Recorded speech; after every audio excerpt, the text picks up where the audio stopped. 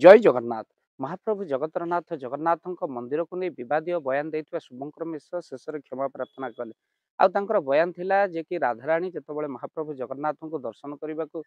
जाऊँच से सेवायत मैंने राधाराणी को अटकई देते आउे से कहते जो लक्ष्मी स्थान ना तुम्हें प्रेमिका ही जगन्नाथ को दर्शन कर जो अपमानिता राधाराणी जगन्नाथ मंदिर उपर ही अभिशाप देते जे कि ए मंदिर को जेकोसी प्रेमिका प्रेमी जुगल आसती आउ सेमानंकर प्रेम केबे भी सफल हो पारिबो नै। यह थिला एक मनगढ़ा कहानी। यह कौन शास्त्रीय प्रमाण नुह कौन शास्त्र लेखा ना पुराण तो अनेक शास्त्र प्रमाण को आम मैंने आपण आगे रखू किंतु बेले बेले कि अनेक अशास्त्रीय कथा अनेक यूट्यूब रे भाइराल होउची जहाँ कौन शास्त्र प्रमाण ता धरे ना शुणा भल लगुए सत किंतु यार कौन शास्त्र प्रमाण ना अनेक जिनस अच्छी शास्त्र प्रमाण न कर पारे सन्थ मान बाणी जहाँ महाप्रभु जगन्नाथ पाखे आम गले से दृश्य को देखू जहाँ सन्थ मान निज मुखे वर्णना कर तेणु यह कौन सन्थ मान बाणी नुहे जी कि राधाराणी अभिशाप श्री मंदिर उपरे थिला जे कि यह कौन शास्त्र कथा नुहे आउ तो से महाप्रभु जगन्नाथ को नहीं ये कौन भाव में आम मैंने किसी गोटे मनगढ़ा कहानी कहीदेवा यह बिल्कुल भूल अटे कहीं महाप्रभु जगन्नाथ समस्त प्राण आ समस्त हृदय होती महाप्रभु जगन्नाथ ये जातिर जातकर नाम जगन्नाथ ता ठाकुर नाम जगन्नाथ तेणु ये जगन्नाथ महाप्रभु मंदिर को आपण जिते जाती से हृदय भितर से भाव सृष्टि हुए ये महाप्रभु जगन्नाथ काष्टर मूर्ति नुहे बरम परम ब्रह्म आते ब्रह्म को लेकिन जी भी कौन जिनस कहे आपन हृदय को आघात लगे जे से कथा कटु होता है कौन शास्त्रीय प्रमाण न था से कथार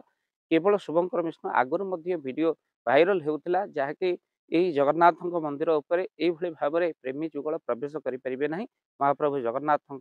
पाखरे भक्तबंधु अनेक प्रेमी जुगल सक्सेस होती जो से मंदिर को जाइंट किंतु महाप्रभु जगन्नाथ पाखे कामी जुगल के सक्सेस होती ना जे आज जन को तापरे काली मंदिर को लेकिन आउ जन को जीव यह कामी मानकर स्थान नुहे पर प्रेमी मानकर स्थान बोली आम आरंभ कही भक्तबंधु जी भाव में नहीं जाइए महाप्रभु जगन्नाथ पाख जहाँ से बह कर महाप्रभु पाखक नहीं जाइए अर्थात प्रेम निश्चित भाव में सफल हम एथर कौन दिमत ना कहीं जगन्नाथ समस्त जे केवल जे भक्तर ताहा नुहे जे कि प्रेमी जुगल भक्त नुहे ता एमती अनेक प्रेमर उदाहरण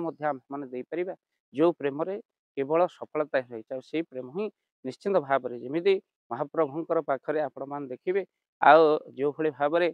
कौन ना माँ रुक्मणी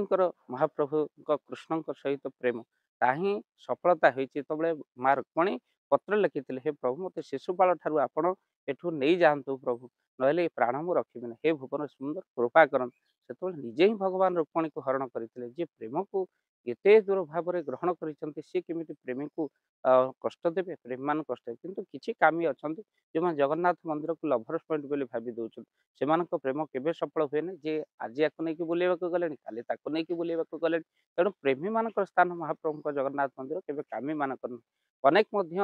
प्रेमी माने जाइछन्ति आ जो माने के कार्य सफलता महाप्रभु समस्त भारी दयालु से कृपा करे किंतु मन से भली पवित्र होगा दरकार भक्तमान जो मान मन पवित्र थाए महाप्रभु निश्चिंत ताकू कृपा करते से कहुए मन पवित्र जार दे उद्धव गंगा जल से जहाँ मन पवित्र जगन्नाथ कृपा निश्चिंत भाव में करते तो से जगन्नाथ मंदिर को नहीं कौन शास्त्रीय प्रमाण न था कहता कथा निश्चिंत अपराध होता है तो निश्चिंत भावनार कथा निजे शुभंकर मिश्र क्षमा प्रार्थना कर पूर्व शुभंकर मिश्र कहवा पूर्व ये वीडियो आउ थे बना पूर्वर बना जो यही तथ्य रही एमती कि नेट्रे अनेक कथा आसूसी जहाँ कौन शास्त्र प्रमाण नहीं आउ कहला बेले लोक सजे कहते जो सजेबाटा आमको आनंद लगुच किंतु यह शास्त्र प्रमाण नहीं तेणु शास्त्र ही आम जीवन आधार तेणु शास्त्र अनुसार ही जगन्नाथ परम ब्रह्म तेणु हाथ टेकिदेले सबू दे एमती ठाकुर सी बढ़ई करले अनैब ना केते डाकू से चोरर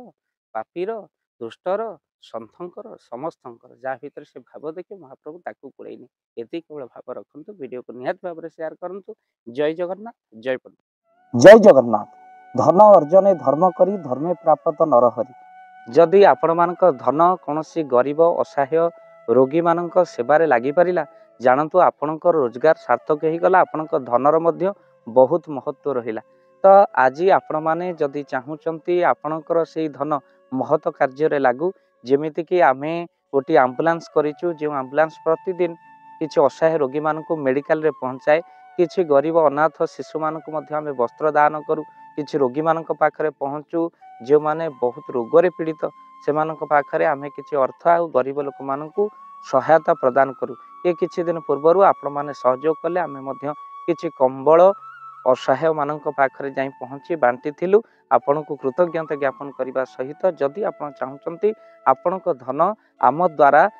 କୌଣସି ମହତ କାର୍ଯ୍ୟରେ ଲାଗୁ ତ ସ୍କ୍ରିନରେ ଚାଲିଥିବା ନମ୍ବରରେ ନିଶ୍ଚିନ୍ତ ଆପଣ କଲ୍ କରନ୍ତୁ। ଆଉ ଆପଣଙ୍କ ବିବାହ ବାର୍ଷିକରେ, ଆପଣଙ୍କ ପିଲାମାନଙ୍କ ଜନ୍ମରେ, ଶ୍ରାଦ୍ଧରେ ଯଦି ଆପଣ ଦାନ କରିବାକୁ ଚାହୁଁଛନ୍ତି ଆପଣଙ୍କ ପୁଅ ନାମରେ, ଝିଅ ନାମରେ, ସ୍ତ୍ରୀ ନାମରେ ନିଶ୍ଚିନ୍ତ ଭାବରେ ଆପଣ ଦାନ କରିପାରିବେ। ସ୍କ୍ରିନରେ ଚାଲିଥିବା ନମ୍ବରରେ ଆପଣ କଲ୍ କରନ୍ତୁ, ଆମେ ଦେବୁ ଆପଣଙ୍କୁ ଫୋନ୍ପେ ନମ୍ବର, ଯେଉଁ ଫୋନ୍ପେ ନମ୍ବରରେ ଆପଣଙ୍କର ଦାନ ପହଞ୍ଚି ପାରିବ। ଆଉ ନିଶ୍ଚିନ୍ତ ଭାବରେ ଆପଣଙ୍କର ଦାନ କେଉଁ କାର୍ଯ୍ୟରେ ଲାଗୁଛି ତାର ମଧ୍ୟ ଭିଡ଼ିଓ କରି ଭାବ ଦିବାକର ଚ୍ୟାନେଲରେ ଆମେ ନିଶ୍ଚିନ୍ତ ଭାବରେ ପକାଇବୁ। ଆପଣ ଦେଖି ନିଶ୍ଚିନ୍ତ ଖୁସି ହେବେ। ତ ଆପଣଙ୍କ ପୁଅ ଝିଅ ବିବାହ ବାର୍ଷିକ ଜନ୍ମଦିନରେ ଯଦି ଆପଣ ଚାହୁଁଛନ୍ତି ଆପଣଙ୍କର ଦାନ ମହତ କାର୍ଯ୍ୟରେ ଲାଗୁ ତ ସେଇ ଶୁଭ ଦିନ ମାନଙ୍କରେ ଆପଣ କଲ୍ କରି ଆମକୁ ଫୋନ୍ପେ ନମ୍ବର ମାଗିପାରିବେ। ଆଉ ଆମ୍ଭେମାନେ ଆପଣଙ୍କୁ ଫୋନ୍ପେ ନମ୍ବର ଦେବୁ ଯେଉଁ ନମ୍ବରରେ ଆପଣ ସହଯୋଗ ରାଶି ପଠାଇ ପାରିବେ। ନିଶ୍ଚିନ୍ତ ଭାବରେ ଆପଣଙ୍କର ଧନର ସାର୍ଥକତା ହେବ।